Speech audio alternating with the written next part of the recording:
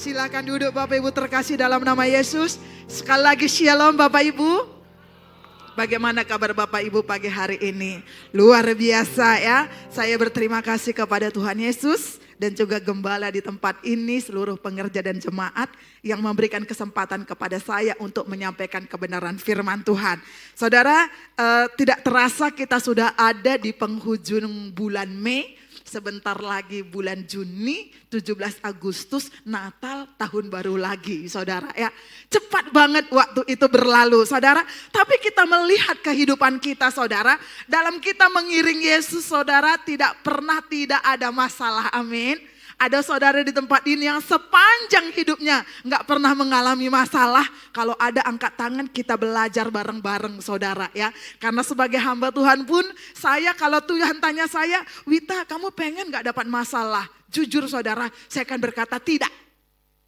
Nggak ada orang mau punya masalah. Tapi saudara, kalau kita nggak punya masalah, kita nggak dewasa.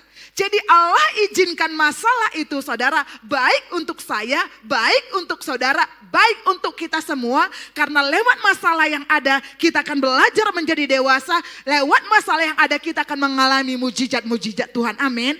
Nah pagi hari ini saya akan menyampaikan tema masalah adalah kesempatan. Katakan bersama dengan saya, masalah adalah kesempatan. Saudara, kok masalah adalah kesempatan? Kesempatan apa? Kesempatan meninggalkan Tuhan?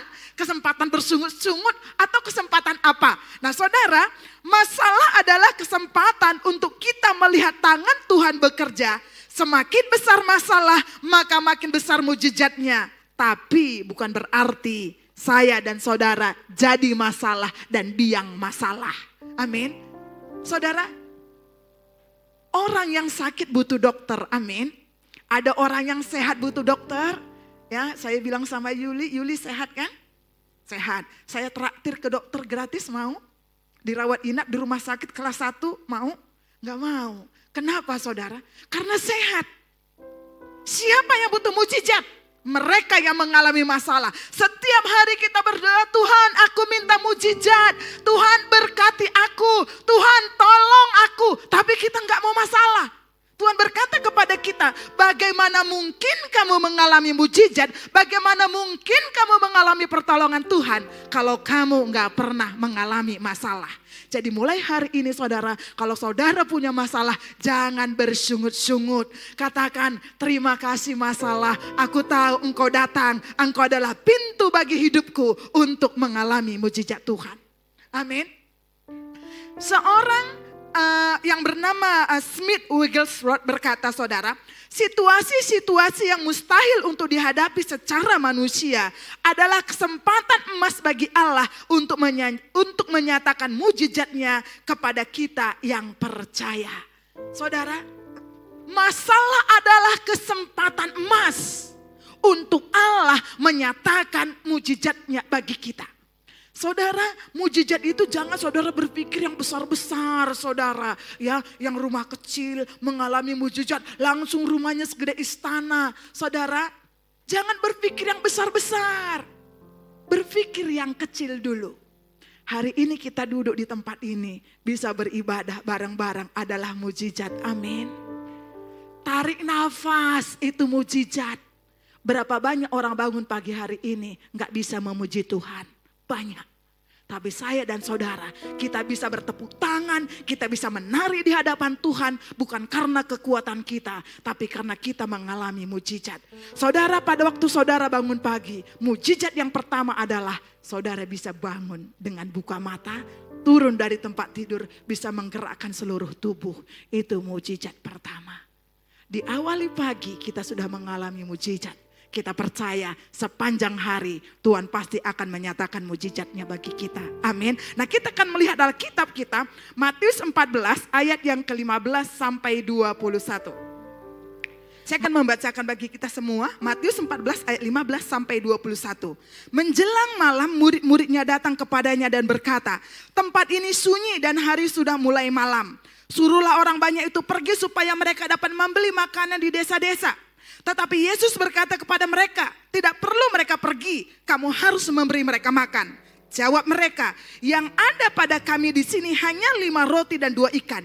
Yesus berkata, bawalah kemari kepadaku. Lalu disuruhnya orang banyak itu duduk di rumput. Dan setelah diambilnya 5 roti dan 2 ikan itu, Yesus menengadah ke langit dan mengucap berkat.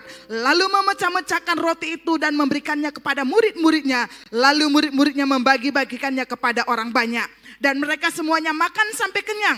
Kemudian orang mengumpulkan potongan-potongan roti yang sisa, 12 bakul penuh. Yang ikut makan kira-kira 5.000 laki-laki, tidak termasuk perempuan dan anak-anak. Nah saudara, kita bisa melihat ayat ini gak asing lagi bagi kita.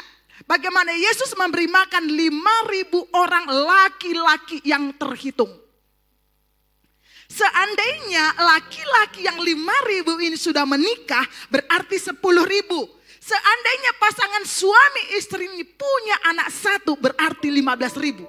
Dari mana datangnya 5 tambah 2 sama dengan sisa 12 bakul? Gak ada saudara. Saudara mau pakai matematika ala apapun, ala Asia, ala Eropa, ala Amerika, ala India pun 5 tambah 2 gak pernah sama dengan sisa 12 bakul. Saudara mau pakai matematika ala apapun, 5 tambah 2 pasti tetap 7. Itu matematika dunia. Tapi karena Allah kita bukan dari dunia ini, Dia sanggup melakukan yang tidak mungkin menjadi mungkin. 5 tambah 2 sama dengan sisa 12 bakul. Berarti saudara, tadi perhitungan matematika kita ada 15.000. Bagaimana mungkin? Yesus berkata, setelah Yesus KKR saudara ya, saya kalau baca Alkitab saudara suka membayangkan. Ya kebayang ya, 15.000, wih mungkin kalau saya berdiri di tempat ini saudara, 15.000 di depan saya saudara, yang kelihatan cuma jidatnya doang saudara. Ya saking banyaknya dan ajaibnya saudara. Waktu Yesus khotbah di depan 15.000 orang, dia gak perlu mic, gak perlu speaker. Bayangkan betapa dahsyat dan meremahnya perkataan Yesus. Sampai 15 orang itu bisa mendengar tanpa mic. Saudara, sekarang saudara kita jemaat 15 aja pakai mic. Ya, suara jemaat udah ketutup gara-gara kencengnya sound systemnya saudara. Seolah-olah yang datang ibadah itu budak semua. Harus pakai suara yang kencang-kencang saudara. Setelah orang-orang itu mengikuti Yesus seharian, Yesus berkata, kasih mereka makan. Karena mereka sudah seharian ikut kita. Murid-muridnya berkata, gak bisa, mereka ini terlalu banyak, gak mungkin kita kasih makan. Yesus bertanya kepada Yudas, Yudas ada duit berapa? Kas kita minus. Jadi gak mungkin. Murid-murid ambil jalan pintas. Udah suruh aja mereka pulang semua. Nanti tengah jalan kan ketemu warteg. Yang suka lengko beli lengko. Yang suka nasi bogana beli nasi bogana. Yang suka nasi campur beli nasi campur. Suruh mereka pulang semua. Tapi Yesus berkata apa? Enggak. Kamu yang harus memberi mereka makan. Saudara, kalau kita renungkan, waktu Yesus berkata demikian, mungkin murid-murid ini berkata, ini Yesus udah rada-rada ini. Kalau orang seberang bilang agak lain ini. Duit minus, makanan gak punya, suruh kasih makan. Di mana caranya? Bagaimana mungkin? Tapi Yesus berkata kepada murid-murid, apa yang ada padamu? Saudara, dari Matius 14 ayat 15 sampai 21 ini kita melihat murid-murid Yesus menghadapi masalah untuk memberi makan ribuan orang. Sedangkan yang ada hanya 5 roti, 2 ikan saja. Saudara, kita bisa melihat Tuhan mau di kegelapan malam, di dalam SDM sumber daya manusia yang minim dan minus sekalipun. Tapi Tuhan ingin kita tetap berjalan, Tuhan ingin kita tetap menjadi terang, jadi berkat di tengah dunia yang gelap. Jangan lihat kelemahan kita. Jangan kita berkata, aku lagi sakit, gak mungkin aku melayani. Aku lagi kekurangan, bagaimana mungkin aku bisa menjadi berkat? Saudara, orang sakit mendoakan orang sakit. Orang yang kekurangan mendoakan orang yang kekurangan. Supaya apa? Supaya kita bisa melihat bagaimana kuasa Tuhan yang luar biasa itu bekerja dalam kehidupan kita. Saudara, saya selalu berkata kepada Tuhan, begitu saya buka mata, terima kasih Tuhan, masih bisa bangun. Pelan-pelan turun dari tempat tidur, masih bisa berdiri dengan tegak. Puji Tuhan. Saudara, seringkali kalau kita sebut berkat, konotasi kita apa saudara? Rumah yang bagus, mobil yang keren, uang yang banyak, deposito yang enggak kehitung nolnya. Saya berkata kepada saudara, itu tidak membuat, itu tidak jaminan kita bisa bahagia. Kenapa saudara? Sumber kebahagiaan kita bukan apa yang diberikan oleh dunia ini. Tapi sumber kebahagiaan kita, apa yang Tuhan berikan kepada kita dan kita mampu mensyukurinya. Kita akan belajar pagi hari ini saudara. Yesus menunjukkan langkah-langkah pelipat gandaan dengan caranya. Yang artinya saudara, setiap masalah yang terjadi dalam kehidupan kita adalah kesempatan untuk apa saudara? Untuk kita menikmati mujizat Tuhan. Bagaimana caranya supaya masalah itu bisa menjadikan kita berkat? Bagaimana supaya lewat masalah yang ada pelipat gandaan terjadi dalam kehidupan kita? Nah, yang pertama saudara, waktu Yesus bertanya kepada murid-murid, apa yang ada padamu? Murid-murid berkata, ini cuma 5 roti 2 ikan. Ini pun bukan punya murid-murid. Ini adalah pemberian seorang anak. Saudara, saya sangat yakin ya, 5.000 laki-laki itu pasti bawa bekal. Pasti bawa bekal. Tapi pada waktu diumumkan, ayo siapa yang punya roti, siapa yang punya ikan, mari antarkan ke depan. Saudara, gak ada yang mau mengantarkan. Hanya satu anak yang mengantarkan 5 roti 2 ikan. Makanya Yesus berkata, anak-anak yang punya kerajaan surga. Bukan berarti kita jadi anak-anak semua. Tapi pola pikir kita, hati kita harus seperti anak-anak. Saudara, polos, tulus, gak memikirkan kepentingannya sendiri, gak egois. Anak-anak saudara punya 2 makanan diminta pasti dikasih. Dia gak mikir punyanya habis. Kalaupun dia berpikir punyanya habis gak apa-apa. Nanti kalau habis minta lagi sama mamahku. Karena dia percaya orang tuanya pasti memberikannya kepadanya. Anak-anak ini menyerahkan kepada Yesus. Yesus berkata, bawalah kepadaku. Hari ini saudara, apa yang menjadi masalah kita? Apa yang menjadi persoalan dalam kehidupan kita? Kalau kita mau masalah itu menjadi pelipat gandaan mujizat dalam kehidupan kita, yang pertama yang harus kita lakukan adalah bawalah masalah, persoalan, sakit, penyakit kita kepada Yesus. Saudara, apa kondisi kita hari ini? Minus, toko kita sepi, sakit sekian lama gak sembuh-sembuh.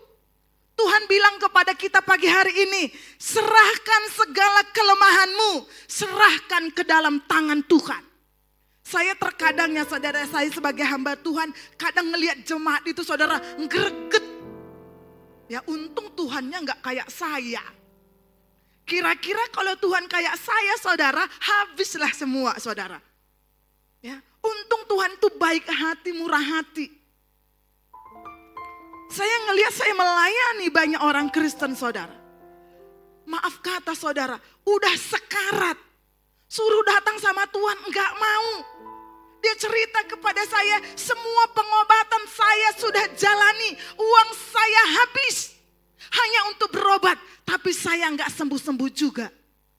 Saya berkata, kenapa kamu enggak datang sama Tuhan? Dan dia berkata, saya sudah datang, tapi enggak sembuh-sembuh. Pertanyaannya, apa yang kita serahkan kepada Tuhan? Benarkah kita berserah penuh kepada Tuhan? Atau hanya, Tuhan tolong aku, Tuhan aku sakit. Apakah hanya seperti begitu? Tuhan berkata kepada kita, hai engkau yang berbeban berat, mari datanglah kepadaku. Pikulah kuk yang aku berikan kepadamu, sebab itu ringan rasanya. Tuhan berkata kepada kita pagi hari ini, seberat apa masalahmu, serahkan kepadaku. Aku yang menanggungnya dan aku akan memberikan kelegaan kepadamu. Tapi sering kali kita memegang masalah kita.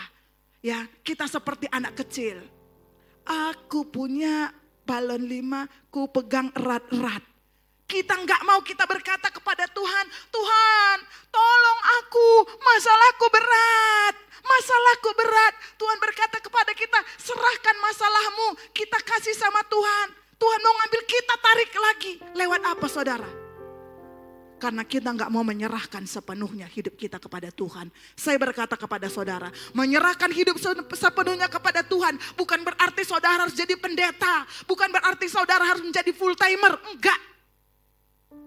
Menyerahkan hidup kepada Tuhan sepenuhnya, hati kita melekat kepada Tuhan. Waktu hati kita melekat kepada Tuhan, kita tahu apa maunya Tuhan dalam hidup kita. Saudara, waktu saudara punya masalah saudara berat, mungkin sakit penyakit. Tuhan dan saudara orang kaya, Tuhan berkata, serahkan hartamu. Tuhan gak bilang, aku akan menyembuhkanmu. Serahkan hartamu. Pertanyaannya, mau gak berserah? Kita bilang, sembuhkan aku dulu. Begitu aku sembuh, aku akan datang kepada Tuhan. Aku menyerahkan diriku sepenuhnya kepada Tuhan. Kita berkata seperti begitu saudara. Tapi Tuhan tahu hati kita. Tuhan berkata, sebelum engkau mengerti, sebelum engkau mengetahuinya, bahkan engkau tidak mengetahuinya, aku tahu kedalaman hatimu. Kita ini suka bohong kan sama Tuhan? Ya, Tuhan saudara janji gak pernah lupa. Kalau kita suka janji, suka lupa, bahkan suka mengingkari. Tuhan enggak saudara. Kita sering kali, Tuhan sembuhkan dulu aku, pulihkan aku, berkati aku. Tuhan berkati tokoku. Nanti Tuhan kalau tokoku laris, pokoknya pekerjaan Tuhan deh. Tuhan deh nomor 1. Sebelum diberkati rajin ke gereja, setelah diberkati, ke gereja juga angot-angotan saudara. Hari Minggu bukan datang lagi kepada Tuhan, tapi hari Minggu dia datang ke tempat wisata. Tuhan izinkan kita mengalami masalah, supaya kita bisa mengalami mujizat Tuhan. Jadi saudara yang hari ini berdoa minta mujizat, apa yang ada padamu? Masalah apa? Serahkan kepada Tuhan, percayakan kepada Tuhan, yakinlah. Dia sanggup melakukan lebih daripada apa yang kita pikirkan. Yang kedua, bagaimana supaya masalah itu menjadi kesempatan bagi kita untuk menikmati mujizat Tuhan. Yang kedua saudara, mengucap berkat. Waktu murid-murid membawa 5 roti 2 ikan kepada Yesus. Yesus menengadahkan tangannya ke langit, mengucap berkat. Saudara, mengucap berkat. Artinya saudara, di dalam mengucap berkat ada ucapan syukur, ada janji firman dan perkataan yang positif. Waktu kita mengucap berkat kepada Tuhan saudara, waktu kita bersyukur kepada Tuhan, artinya kita sepakat, kita setuju dengan apa yang Tuhan kerjakan, dengan apa yang Tuhan lakukan dalam kehidupan kita.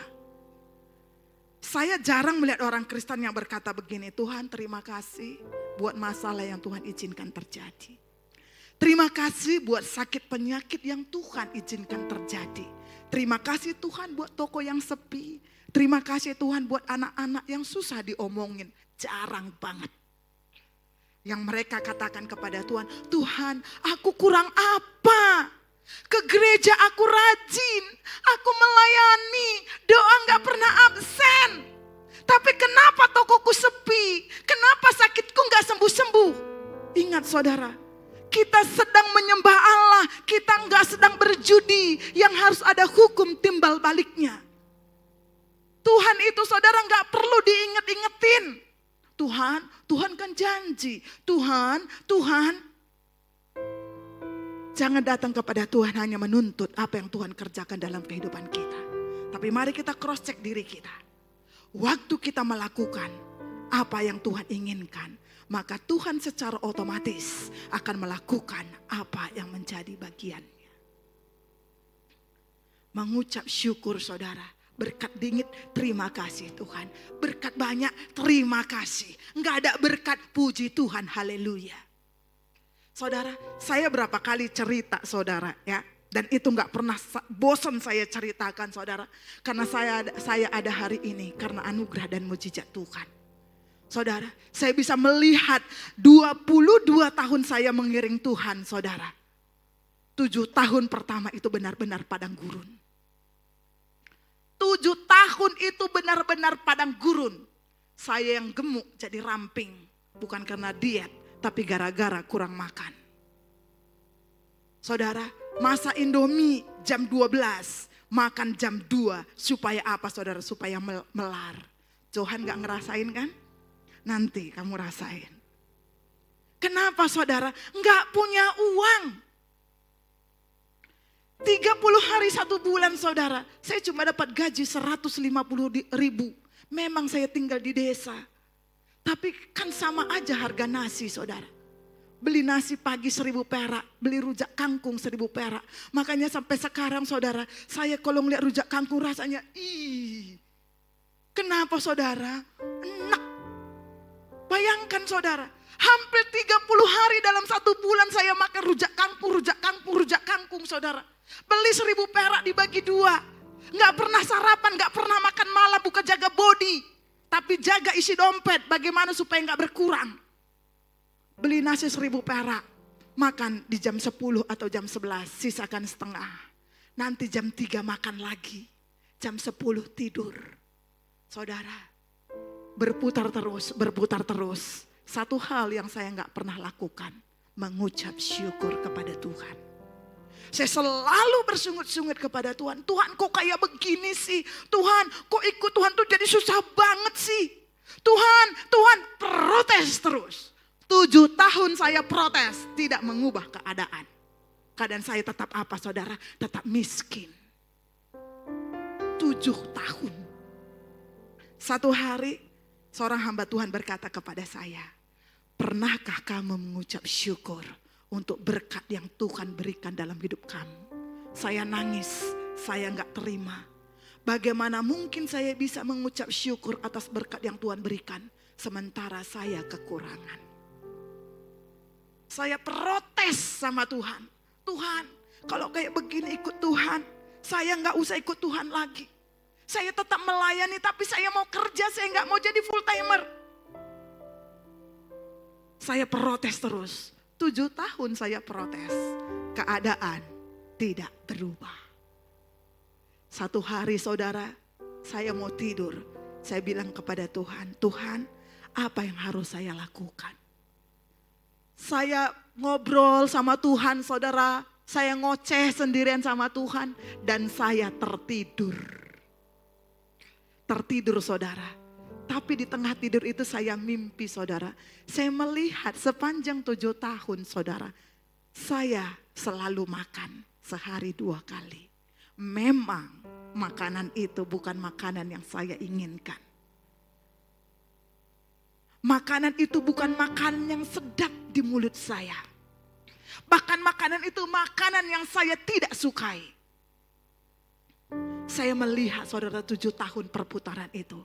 Dan pada waktu saya bangun saya menangis. Saya berkata, Tuhan ampuni saya. Ampuni saya. Selama 7 tahun ini bukan Tuhan tidak pernah memberkati saya.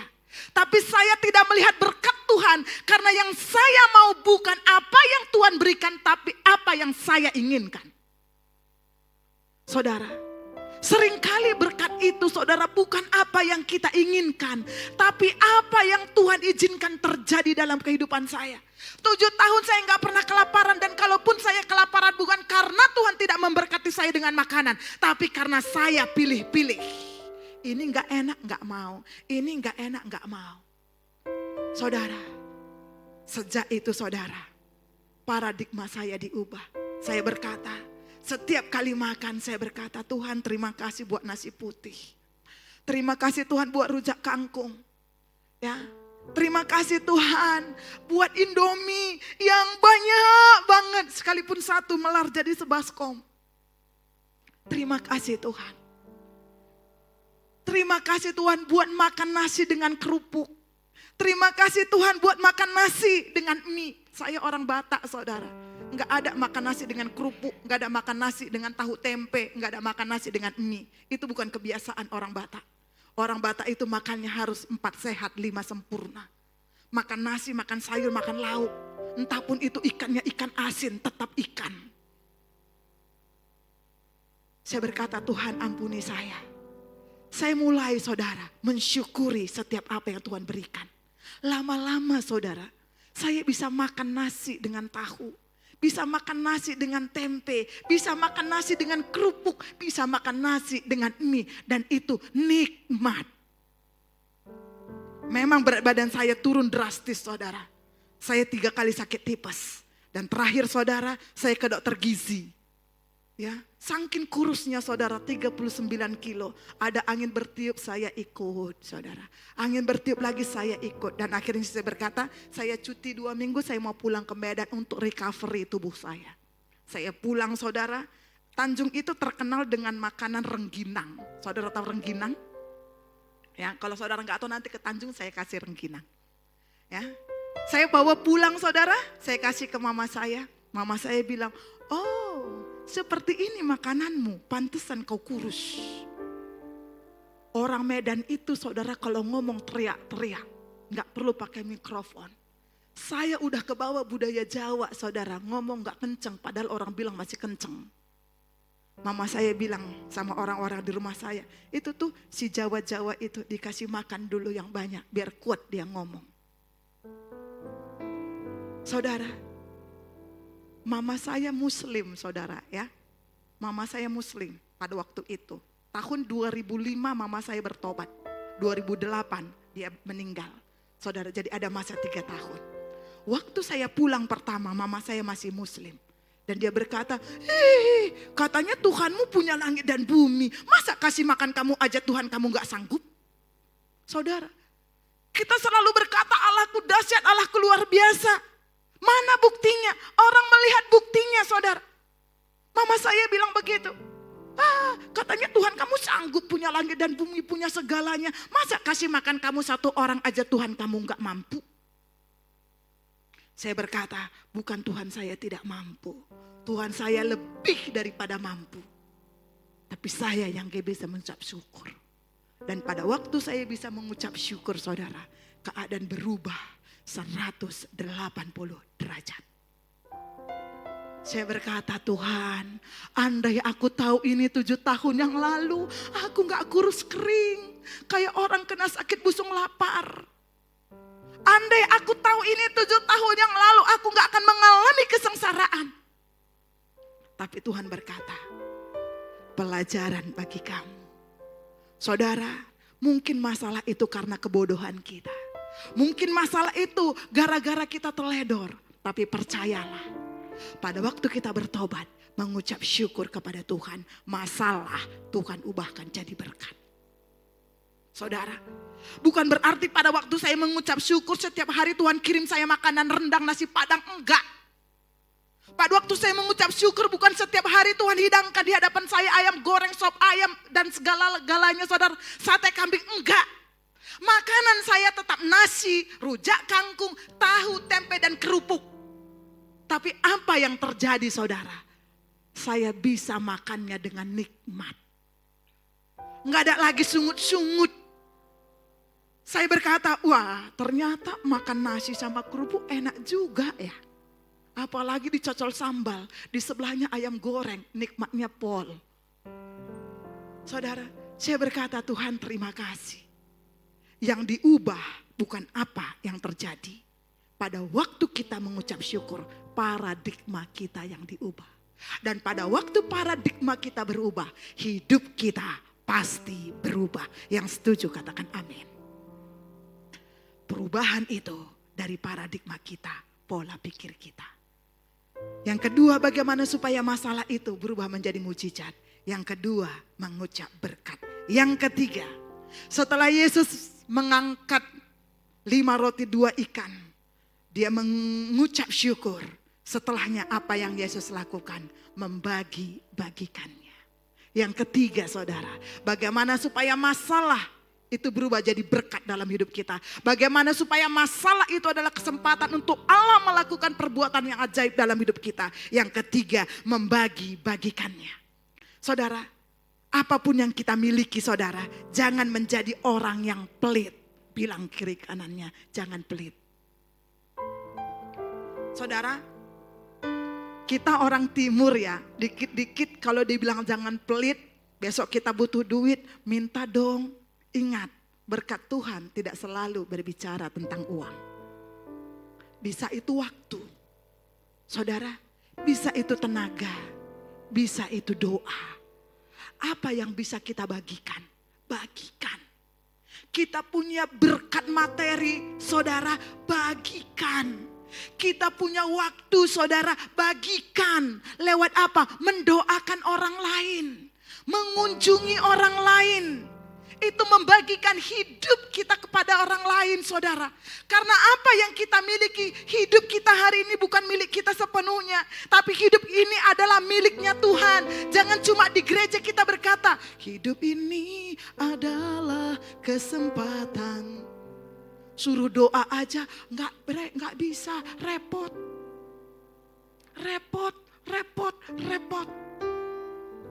Suruh persembahan diakonia, nanti yang kaya-kaya banyak. Makanya gak heran yang kaya makin kaya, yang miskin makin miskin.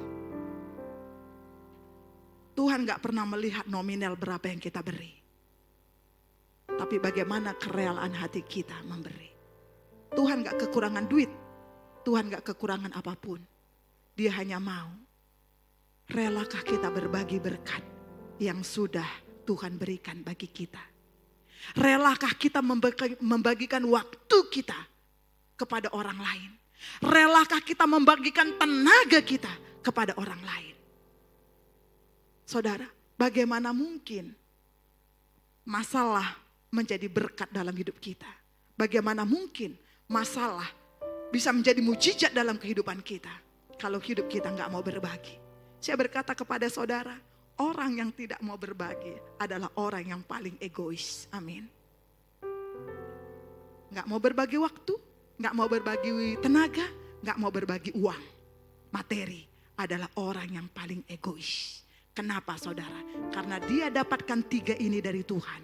Dan Tuhan mau itu dibagikan kepada orang lain. Pada waktu saudara kita memegangnya erat-erat, maka Tuhan pun dengan terpaksa membukanya satu-satu. Dan pada waktu Tuhan membukanya satu-satu, hilanglah semuanya.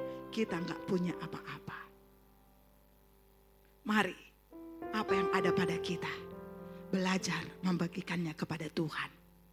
Ingat, waktu murid-murid memberikan 5 roti 2 ikan saudara.